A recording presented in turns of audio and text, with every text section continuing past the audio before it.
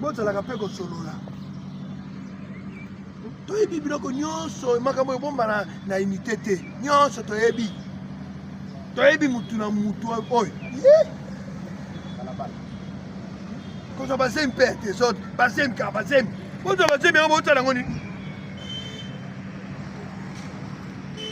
boyebi ba contre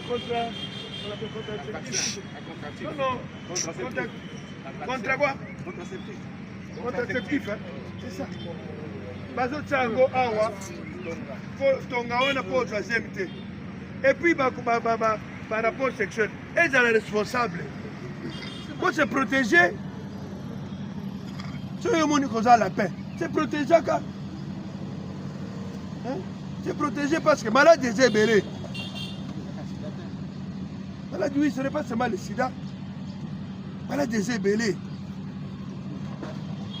siko awa soni ntango bakomi koyebisanga peme moko mosusu aleki na fete mozela tala peme wana nde spécialité kosopa bazemi c'est quoi ça na peme eza unité ya bablague oyo te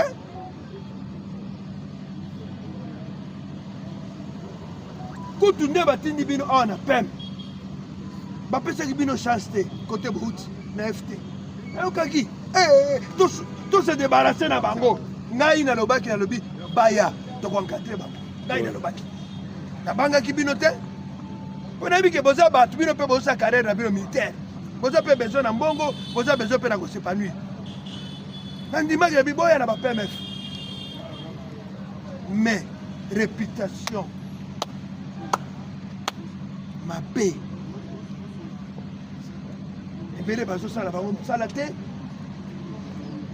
surtout na ntango bazo service te tozoka basango basala bango misala kuna te bafandi wana kaka kindumba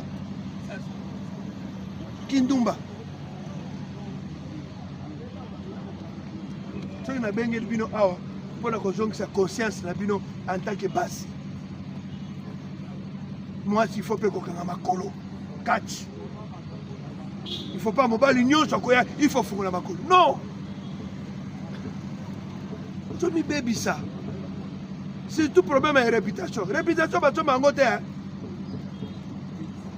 nani ayebisi teke bino bokozala mpe un jour bagénéraux ntango bokozala bakobandakolo wana tosakana na ye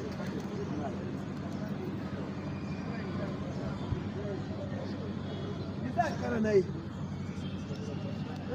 capitaine eza nini yo bozo kokaba te tekoloba me te wana obakisi nde mabe musa soda ezali na bastructure nyonso ya koencadre mutu aboyi boloko aboyi bokangi ye kosala boye te baza bato baza besoin d'encadrement baza besoin d'accompagnement baza besoin na conseil ebele wana namoni mpe basambela nzambe te oza bachrétienne mpe biloko toyoka mutu mikumba ya bana pmf bolembeseke mpe te bana ngo soki bana nef osala bango nini mwana liboso ya sergent awuti kokufa na esi atikeli yo bana mibale mosusu moko azoyebana nani kota soki aza na kalemi o soki na nini azalaki komando asi akei o mosusu nani ajida moko nde apesaki yo zemi baajida wana bazorépondre na nini na ft bana unité te siko oza butu ndeni tanani mibale ozotu mosusu na civile wewe azokolongolo teni wewe c'est honteux wewe wango abanda ko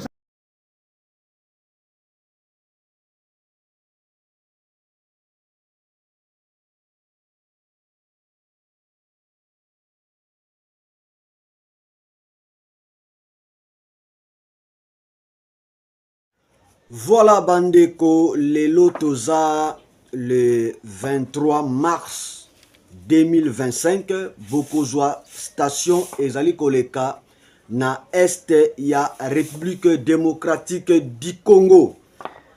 Toye parce que tomoni batu mususu babandi koko sali susu peuple. Alors bozwa vraie information. Alors Nangonga o tozali koloba bitumba ezali kobetama makasi na Niengezi. Donc wazalendo baza vraiment déterminé pour que bazwa ville ya Bukavu. En tout cas nayebi te ndenge nini tokolalela lelo parce que wazalendo balobi ke en tout cas tokobetana soki tokokufa tika tokufa. Baza vraiment déterminé pour récupérer ville ya Bukavu. Donc Niengezi parce que eza à quelques kilomètres ya ville ya Bukavu. Donc bravo au wazalendo, mais eloko moko boye tozali ko comprendre te na côté ya gouvernement.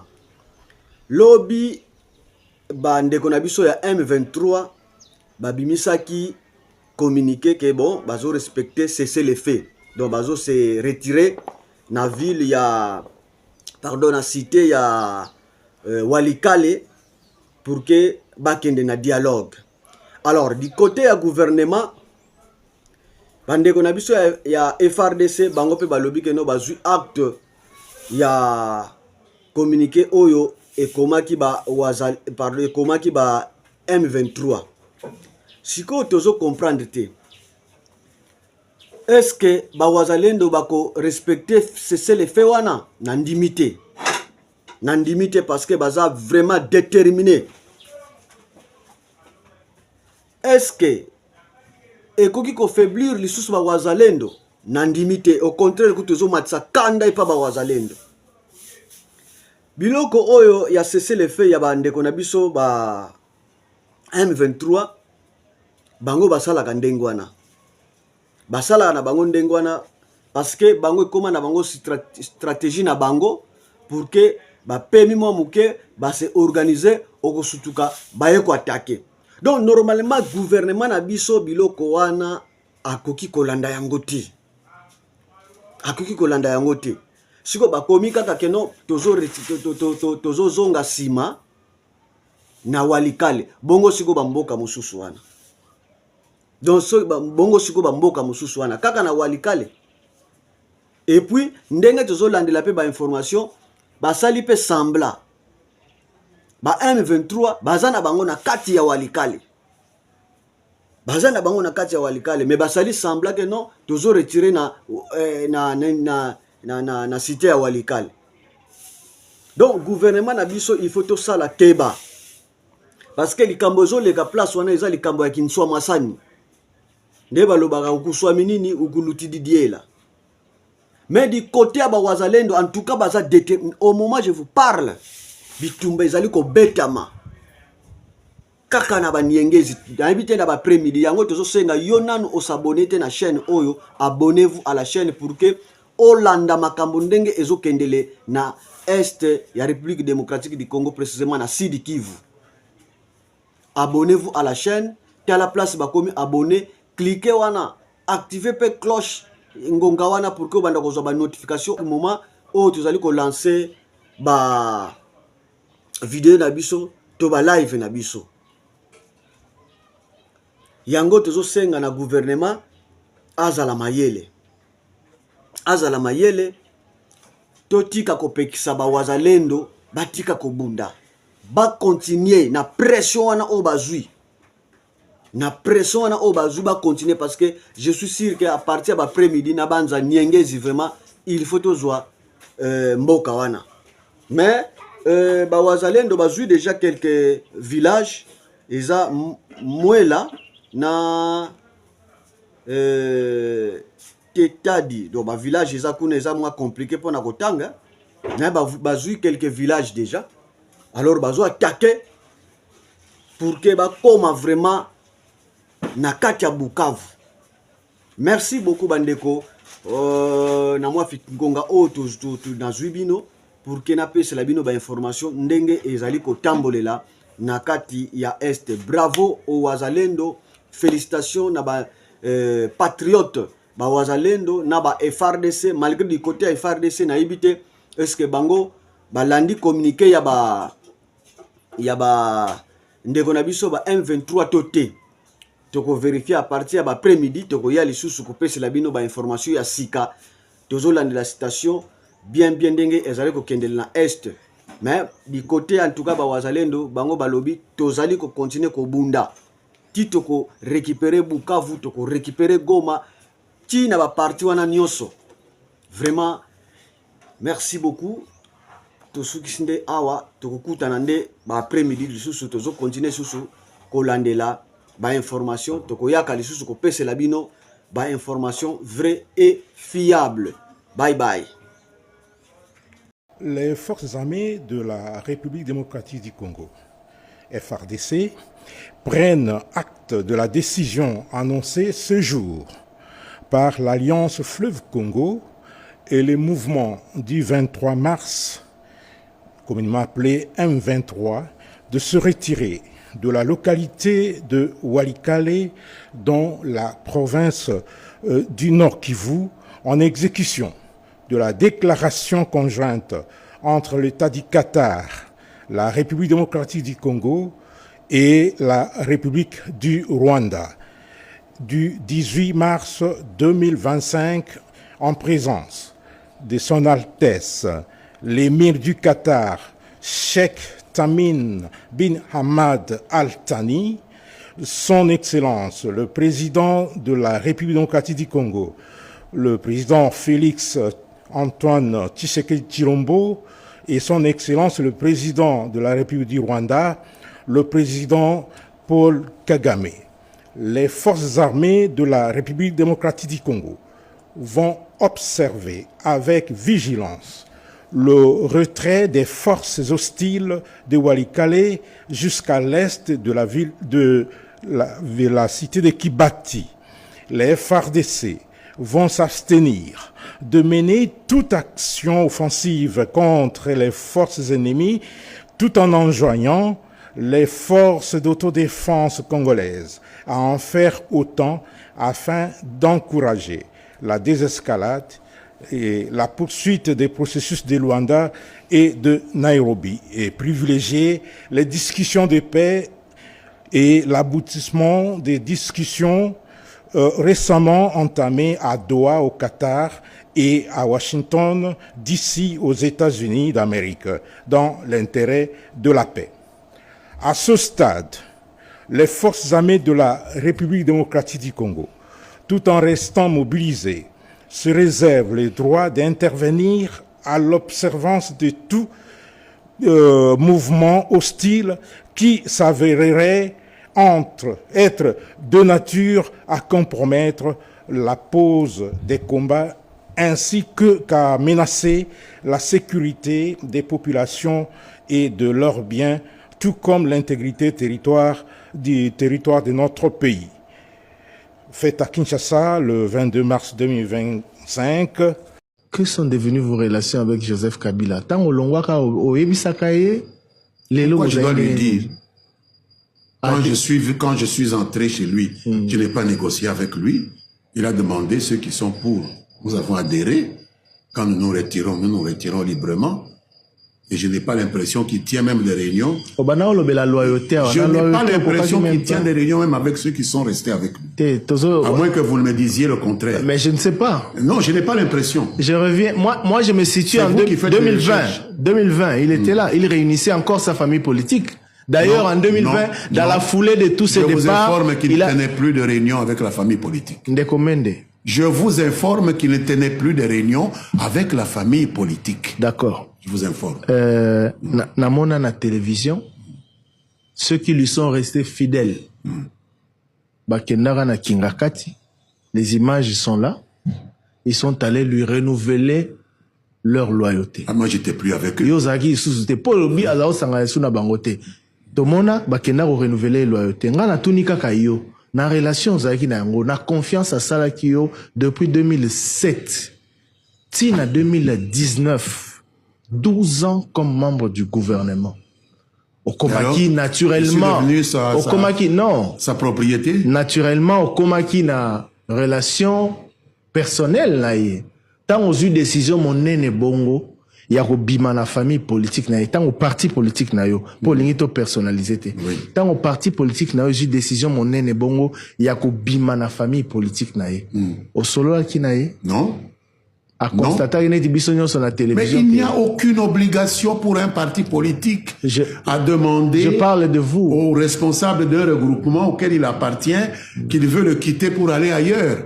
C'est un problème de conviction, cher ami. Ça, c'est sur papier. Je ne l'ai pas fait. Dans les relations. Et je n'avais pas à le faire. D'accord. Il n'y avait pas à le faire. Pourquoi? Tu comprends ça là qui a Nous sommes autonomes. D'accord. Merci. À moins que nous soyons. C'est la réponse que je voulais. Nous nous appartenons à nous-mêmes. Vous ne l'avez pas fait. Non. Nous appartenons à nous-mêmes. Depuis, vous ne vous êtes plus jamais parlé. Non. Non. Ok. Bon, on en a pété. Non. J'ai beaucoup de respect pour lui. Ouais. Et je crois qu'il y a eu un communiqué de la présidence que quand je suis allé confirmer au président Tshisekedi mon adhésion à l'Union sacrée, j'avais dit que je souhaitais qu'il ne soit fait aucun tort au président Joseph Kabila. Ça montre quand même que j'ai gardé de bons souvenirs de mes relations avec lui. La présidence l'a dit, il y a eu un communiqué officiel, monsieur. Quel souvenir vous gardez de lui? Mais comment? Lobela Kabila, Lobela Ye, Pona Yo Lambert Mende, qui est Kabila? C'est un président qui avait quand même l'amour de la... Il aimait le pays, mais il est arrivé au bout de ses mandats et il a respecté cela. Au moins cela, il faut le lui reconnaître. Pourquoi est-ce qu'il faut dire qu'il est tout noir? On n'est pas tout noir ou tout blanc. Il y a des choses qu'il a fait qui étaient qui étaient correctes. Il faut le reconnaître. Pourquoi pas? En effet, nous avons très longtemps maintenu que interagir ou que des négociations directes avec le M23 ne devaient pas être notre priorité et surtout notre mode opératoire immédiat ou préféré. Mais comme vous le dites, justement, le médiateur angolais a lancé cette initiative, cette invitation aux différentes parties de se rencontrer et de discuter. Je pense que ce qui est important, c'est encore une fois le contexte un peu plus large dans lequel tout cela s'est passé. Une série d'engagements, de promesses de cessez-le-feu qui ne se sont pas matérialisées.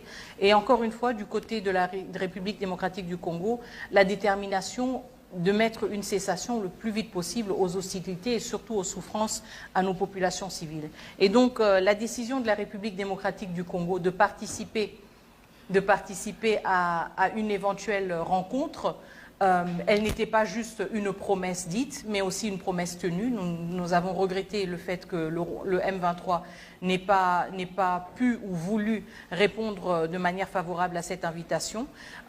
Et je pense que cela montre encore une fois qu'un conflit évolue. C'est tout à fait normal, un conflit évolue dans son intensité, dans son envergure, dans ses acteurs aussi, dans la posture des acteurs différents.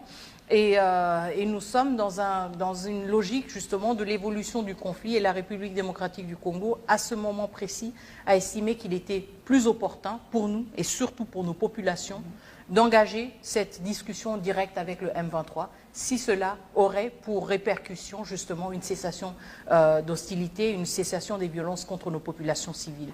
Et donc, il est difficile de prévoir, si vous voulez, comment un conflit évolue. Nous étions quelque part de tout à fait différents en décembre, quand nous nous apprêtions à signer l'accord avec le Rwanda. Et maintenant, quelques mois plus tard, évidemment, il y a eu une évolution. Mais malgré cette évolution, la priorité a toujours été la même pour nous et surtout pour le président de la République. C'est de préserver les vies des Congolais et des Congolaises. Et c'est dans cette logique aussi que nous avons donné notre feu vert pour qu'il y ait un engagement au niveau des équipes qui ont été envoyées pour participer à une rencontre directe avec le M23. Cela doit s'inscrire dans cette logique. Il serait regrettable d'avoir un gouvernement ou des responsables qui n'arrivent pas à contextualiser une situation en fonction de son évolution. Et je pense que nous sommes justement dans cette logique de suivre comment les choses avancent et de nous repositionner quand et s'il le faut.